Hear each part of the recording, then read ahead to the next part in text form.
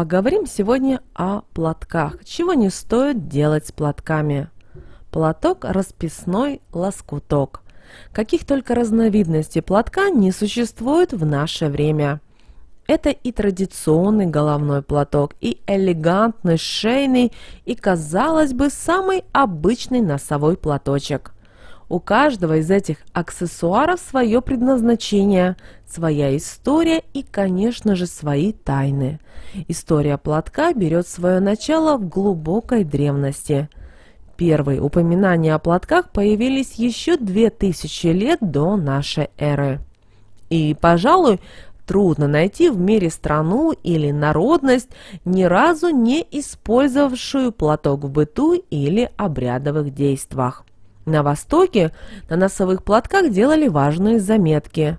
В Древней Греции подброшенный в воздух платок знаменовал начало Олимпийских игр. А вот рыцари эпохи Средневековья повязывали платок на копье в честь прекрасной дамы. Ну а в эпоху Возрождения было принято дарить возлюбленному надушенный платочек из дорогого батиста, украшенный богатой вышивкой. Дамы, живущие на стыке XIX и XX веков, махали платочками в знак одобрения или приветствия.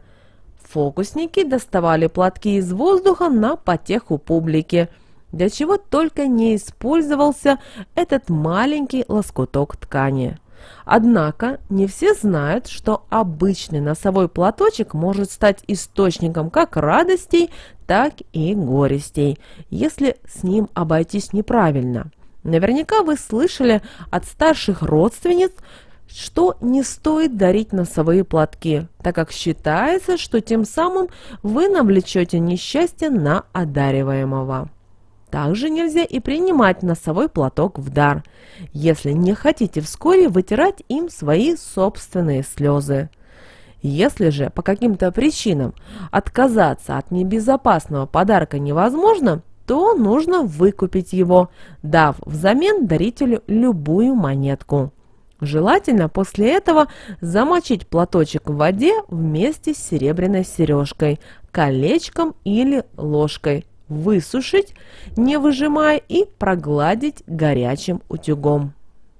Тогда вы сможете без опаски пользоваться вещью. Ни в коем случае не поднимайте с пола чужой платок.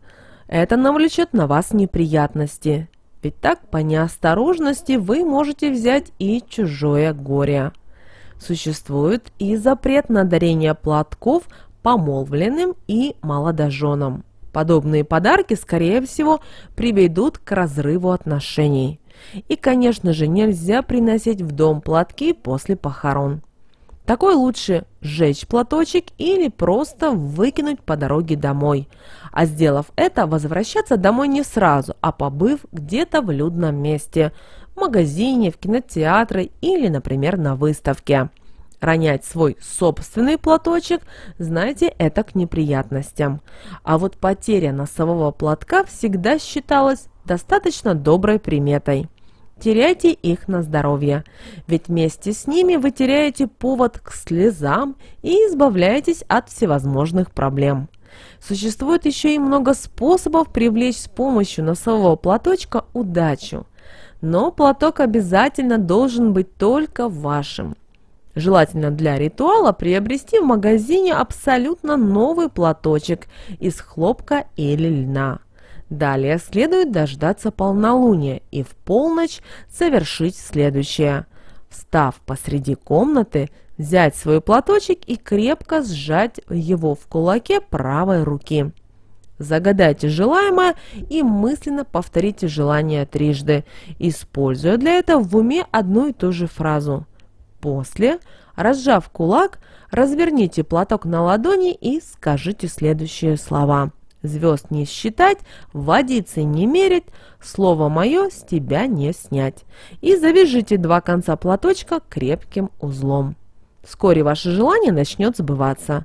Но не на вас, но ни вас во время обряда, ни сам платок после него никто не должен видеть. Спрячьте заговоренную вещицу подальше от чужих глаз. Интересно, что в отличие от носового платка, шейный платочек можно и дарить, и принимать в дар без опаски. Но если вы все же опасаетесь недоброго воздействия или сомневаетесь в том, что до вас шейным платком никто не пользовался, достаточно вышить в одном из его уголков крошечную букву, с которой начинается ваше имя, и на сутки завернуть в него любой серебряный предмет. Особое место в жизни женщины во все времена занимал большой платок, которым покрывали голову. И это делалось не только для того, чтобы защититься от холода или зноя, пыли или песка. Платок всегда выполнял и иную магическую функцию. В давние времена люди верили, что платок оберегает свою хозяйку, сохраняет мысли в порядке и не дает навести на владелицу сглаз или порчу. Ведь волосы женщины обладают большой силой, и они являются символом ее созидательной энергии, и именно для сохранения этой силы лучше всего подходит платок. Не зря же до сих пор есть такое выражение «опростоволоситься». И означает, значит, опозориться, показать себя в дурном свете и совершить какую-то глупую ошибку. Мужчины всегда одаривали платками невесту, жену, сестру, мать.